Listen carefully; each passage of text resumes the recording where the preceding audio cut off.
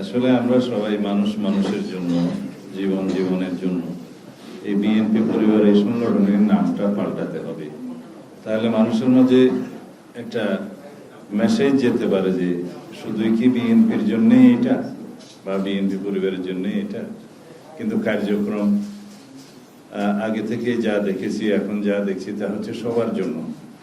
তো সবার জন্য যদি এই সংগঠন হয়, আমি উদ্যোক্তাদের অনুরোধ করব নামটা এটা এডিট করা যায় কিনা আরো একটি মানবিক এবং যাতে ইনক্লুসিভ হয়, সারা দেশের মানুষ বুঝতে পারে যে যদিও এটা বিএনপির উদ্যোগ, আমাদের মাননীয় ভারপ্রাপ্ত চেয়ারম্যান জনাব তারেক রহমানের মানবিক উদ্যোগ, সেই উদ্যোগটাকে আমরা শুধু একটা দলীয় ব্যানারে না রেখে এটাকে যেন আরো বৃহৎ পরিসরে একটা নামকরণ করতে পারি, তাহলে আমার মনে হয় এটা ভালো হবে এবং দেশের মানুষ আরো ভালোভাবে এটা গ্রহণ করবে। করছি তো আমরা সবার জন্য। এটা আমি কোনো কাউকে অ্যাড্রেস করিনি বলে কেউ কিছু মনে করবে না।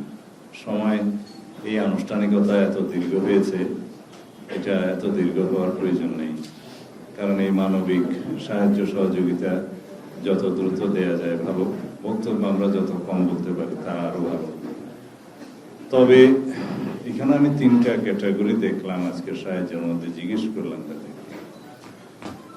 ছাত্র গণ অভ্যুত্থান 2024-এর শহীদ অথবা গুরুতর আহত অথবা চিরতরে অন্ধত্ব বরণ করেছেন, তাদের মধ্যে কয়েকজন এখানে আছে। আমরা যদি মাননীয় প্রধান উপদেষ্টার বক্তব্যকে কোট করি, তিনি বলেছেন 2024-এর ছাত্র গণ অভ্যুত্থানের শহীদদেরকে আমরা জাতীয় বীর আখ্যায়িত করলাম।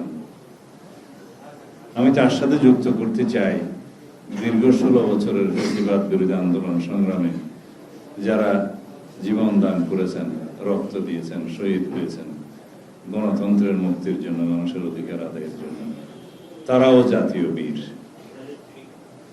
শুধুমাত্র 2024-এর জুলাই আগস্টের ছাত্র গণ অভ্যুত্থান 36 দিনে হয়েই একটি ফ্যাসিবাদের পতন হয়েছে তা নয়। এই রক্তের সিঁড়ি তৈরি হয়েছে দীর্ঘ 16 বছরের রক্তক্ষয়ী আন্দোলনের মধ্য দিয়ে। যে আন্দোলন করতে গিয়ে 2023 সালের হিসাব পর্যন্ত, 2023 সাল পর্যন্ত দুই একটি মানবাধিকার সংগঠনের হিসাব মতে 7,188 জন মানুষ বিভিন্নভাবে গুমের শিকার হয়েছেন, বিচার বহির্ভূত হত্যাকাণ্ডের শিকার হয়েছেন, পুলিশি নির্যাতন, রাজনৈতিক প্রতিহিংসার নির্যাতনের শিকার হয়েছেন, পুলিশ কাস্টডিতে মৃত্যুবরণ করেছেন এবং এক্সট্রা জুডিশিয়াল কিলিং বলতে আমরা যেটা বলি, বিচার বহির্ভূত হত্যাকাণ্ড, এই সমস্ত অ্যাকাউন্ট মিলে 7,188 জনের একটা তালিকা আছে। তার মধ্যে 709 জন গুমের শিকার হয়েছেন, যার একটি বড় অংশ আজ পর্যন্ত ফিরে আসতে পারেননি, আমাদের মতো সৌভাগ্যবান হতে পারেননি। যারা বিচার বহির্ভূত হত্যাকাণ্ডের শিকার হয়েছেন তার সংখ্যা 2,693, সেই মানবাধিকার সংস্থাটির হিসাব মতে। এইভাবে পুলিশি হেফাজতে অন্যভাবে নির্যাতিত, অন্ধত্ব, বন্ধুত্ব বরণ করে সেই সময় যারা হয়েছে, এখানে একজন আহত যে পায়ে সরাসরি বন্দুক লাগিয়ে গুলি করে যার পা আজকে নেই, কৃত্রিম পা লাগিয়েছে, তার নাম হচ্ছে নয়ন বাসার, এখানে বক্তব্য দিলেন। এরকম অসংখ্য, তারা অবশ্যই জাতীয় বীর।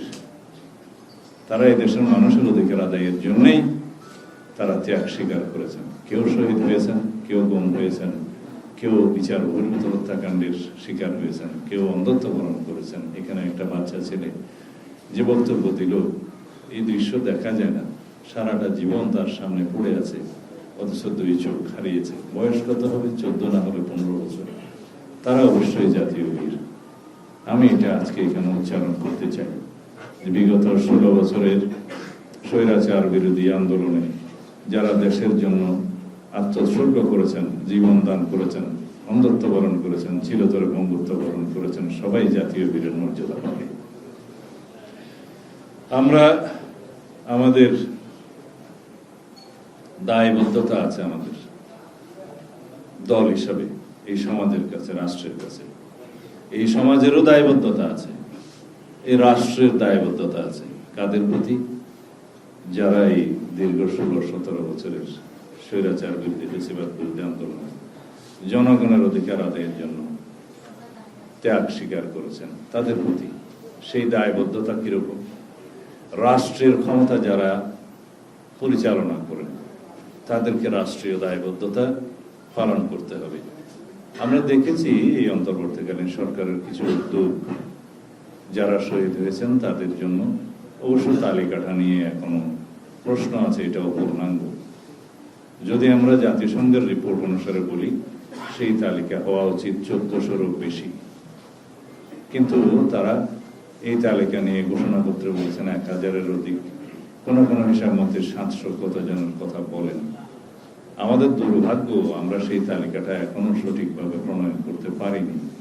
কারণ রাষ্ট্রের যারা দায়িত্বে আছেন, সরকার পরিচালনা করছেন, তাদের আরো একটু এই ব্যাপারে সচেতন হওয়া উচিত ছিল। যেহেতু হসপিটালের রেজিস্টার গায়েব করা হয়েছে, যেহেতু অনেক জায়গায় গণকবর দেয়া হয়েছে, এগুলো উদ্ঘাটনের জন্য অবশ্য কিছু সময় লাগবে। তারপরেও এই উদ্যোগটা নেওয়া উচিত, সেগুলো খতিয়ান বের করতে হবে। আর 20,000-এরও বেশি, এটা জাতিসংঘের রিপোর্টটাই আমি তুলে ধরছি, 20,000-এরও অধিক গুরুতর আহত হয়েছেন, পঙ্গুত্ব হয়েছেন। সেই রিপোর্টে সম্ভবত 5 শতাধিক মানুষ 2 চোখের অন্ধত্ব বরণ করেছে, রিপোর্টে লেখা আছে। সেই হিসাবটাও আমাদেরকে বের করতে হবে, কারণ 2 চোখের অন্ধত্ব যারা বরণ করেছেন তাদের হিসাবটা তো বের করা যায়। তারা তো জীবিত আছে, তাদের অধিকাংশ এখনো চিকিৎসাধীন, কারো কারো বিদেশে চিকিৎসা হয়েছে, কেউ কেউ এমনও শুনেছে আত্মহত্যা করেছেন দুঃখে, কষ্টে, অভিমানে। তারপরও আমাদের এই হিসাবটা বের করা উচিত। 1 চোখের অন্ধত্ব তো অসংখ্য, তারা সবাই জাতীয় বীর। আমরা তাদের জন্য রাষ্ট্রীয়ভাবে, সামাজিকভাবে, দলীয়ভাবে অবশ্যই আমাদের করণীয় আমরা পালন করবো ইনশাআল্লাহ। এখন আসি আজকের এই অনুষ্ঠানের কেন এই আনুষ্ঠানিকতা, সেই কথা। আমাদের নেতা শহীদ রাষ্ট্রপতি জিয়াউর রহমানের সুযোগ্য উত্তরাধিকার, দেশনেত্রী বেগম খালেদা জিয়ার সুযোগ্য উত্তরাধিকার সূত্রেই মানবিক দৃষ্টিভঙ্গি পেয়েছেন, ইনহেরিট করেছেন। রাষ্ট্রের মানুষের প্রতি, দেশের মানুষের প্রতি যে সহানুভূতি, যে মানবিক আচরণ করতে হয়, সেটা তার রক্তের মধ্যে আছে। তার নিজস্ব এই অনুভূতি, এই দায়বদ্ধতা থেকেই এই কর্মকাণ্ড পরিচালনা। এবং আমাদের মতে দৃষ্টিভঙ্গির সংস্কার প্রয়োজন, আমাদের সমাজের দৃষ্টিভঙ্গির সংস্কার প্রয়োজন, মানসিক সংস্কার প্রয়োজন। এটাই আমাদের সামাজিক আন্দোলন হওয়া উচিত এবং তাই আমরা পরিচালনা করছি। আমাদের এই সমাজকে, এই রাষ্ট্রকে, এমনকি দলকেও প্রতিদিন সংস্কারের মধ্য দিয়েই যেতে হবে।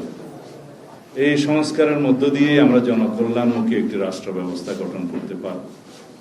সুতরাং আমাদের দৃষ্টিভঙ্গি আমরা এভাবেই গ্রহণ করি যে আমরা প্রতিদিন সংস্কারের মধ্য দিয়ে যাব, জনকল্যাণমুখী সংস্কারের মধ্য দিয়ে যাব একটি জনকল্যাণকর রাষ্ট্র ব্যবস্থা, সমাজ ব্যবস্থা বিনির্মাণের জন্য। আমরা এখন রাষ্ট্রীয়ভাবে ইদানিং সবাই একটা কথা খুব পপুলার হয়েছে শুনি, যে সংস্কার হচ্ছে। রাষ্ট্র কাঠামোর সংস্কারের মধ্য দিয়ে কাঙ্ক্ষিত মানবিক রাষ্ট্র ব্যবস্থা আসলে অর্জিত হয় না। কারণ এই রাষ্ট্র ব্যবস্থাটা যারা পরিচালনা করবে, তাদের জনগণের মানসিক সংস্কার হওয়া দরকার। এবং এই সমাজের মানুষের, আমাদের রাজনৈতিক নেতৃবৃন্দের, যারা রাষ্ট্র পরিচালনা করে, তাদের সম্মিলিতভাবে সবার মানসিক সংস্কারের মধ্য দিয়েই আমরা যদি রাষ্ট্র কাঠামোর সংস্কারটা বাস্তবায়ন করতে পারি, তাহলেই 2 2 4 হবে। তাহলেই আমরা একটা এই কল্যাণমূলক মানবিক রাষ্ট্র পেতে পারব। কারণ সংস্কারের মধ্য দিয়ে আমরা একটা গণতান্ত্রিক সংবিধান পেলাম। সেই গণতান্ত্রিক সংবিধানের মাধ্যমে যে সরকার ব্যবস্থা গঠিত হবে, তাদেরকে সেই ব্যবস্থাকে যারা পরিচালনা করবে, তাদের যদি মানসিক সংস্কার এবং দৃষ্টিভঙ্গি না পাল্টায়, এবং অপর পক্ষে যারা রাষ্ট্রের জনগণ, যারা বেনিফিশিয়ারি, যারা সরকার যাদের কাছে দায়বদ্ধ, সমাজ যাদের কাছে দায়বদ্ধ, তাদেরও যদি দৃষ্টিভঙ্গি না পাল্টায়, তাহলে মানবিক রাষ্ট্রটা হবে না। কারণ আমরা জনগণ হিসেবে যদি মনে করি সব দায়িত্ব সরকারের, সেটা একটা ভুল ধারণা। রবার্ট কেনেডি যখন রাষ্ট্রের প্রথমবার আমেরিকার প্রেসিডেন্ট হলেন, তিনি বলেছিলেন, আমি 3 জেনারেশনকে কিছু দিতে পারবো না, হয়তো 3rd জেনারেশন কিছু পাবে। আমাদের দৃষ্টিভঙ্গিটা এমন হবে, সরকার আমাদের জন্য কি করবে তা নয়, জনগণ দেশের জন্য কি করবে সেটাও ভাবতে হবে। এটাই হচ্ছে দৃষ্টিভঙ্গির সংস্কার, দৃষ্টিভঙ্গির পরিবর্তন। তাহলেই আমরা জনগণ এবং দায়বদ্ধ সরকার জনগণের কাছে, এই উভয়েই মিলে একটা আমাদের কাঙ্ক্ষিত রাষ্ট্র ব্যবস্থা, সরকার ব্যবস্থা, সমাজ ব্যবস্থা প্রতিষ্ঠিত করতে পারবে। যে স্বপ্ন ছিল স্বাধীনতার শহীদদের, মুক্তিযোদ্ধাদের, যে স্বপ্ন ছিল আমাদের ছাত্র গণ অভ্যুত্থান 2024-এর শহীদদের, যারা রক্তদান করেছেন, যারা অন্ধত্ব বরণ করেছেন, যারা বন্ধুত্ব বরণ করেছেন, তাদের আমরা যাতে সেই সমাজ বিনির্মাণ করতে পারি, যারা আজকে অন্ধত্ব বরণ করেছে, তাদের সন্তানরা যেন তাদের কাঙ্ক্ষিত সমাজ ব্যবস্থা, রাষ্ট্র ব্যবস্থা দেখে যেতে পারে। আমরা সবসময় বলি, শত সহস্র শহীদের রক্তের আকাঙ্ক্ষা আমাদের পূর্ণ করতে হবে। কারণ আমাদের এই মুক্তির মন্দিরে সোপানতলে কত প্রাণ হলো বলিদান লেখা আছে অশ্রুজলে। আমাদের তো অশ্রুজলের চাইতে বেশি বলতে হবে, আমাদের রক্ত ধারায় লিখিত আছে এই ফ্যাসিস্ট পতনের আন্দোলনের শহীদদের কাহিনী। কত নির্মম, কত নিষ্ঠুর আচরণ এদেশের মানুষ একটি ফ্যাসিস্ট সরকারের কাছে পেয়েছে, সেই বেদনার ইতিহাস, সেই বেদনার ধারা বিবরণী, সেই বিবরণীর উপন্যাস ভবিষ্যতে কত লিখিত হবে, অজস্র লিখিত হবে অনাগত কাল পর্যন্ত। আমরা তখন বুঝতে পারব কত নিষ্ঠুর আচরণের শিকার হয়েছিল এই ভূখণ্ডের মানুষ। তারপরও আমরা দেখি সেই ফ্যাসিস্টের মধ্যে কোনো অনুশোচনা নেই, বেদনা নেই, কোনো অপরাধের স্বীকারোক্তি নেই, বরং দ্বন্দ্ব দেখি। আমরা সেটা দেশের মানুষের জন্য আমরা বলবো যে সেই স্বৈরাচারের দাম্ভিক আচরণ আমরা যতই দেখব, আমাদের মনে হবে যেন আমরা ভবিষ্যতে এরকম কোন রকমের ফ্যাসিবাদের উৎপত্তি না হতে দিই, সেভাবেই যেন আমরা রাষ্ট্র ব্যবস্থাটা পরিচালিত করি। ধন্যবাদ সবাইকে।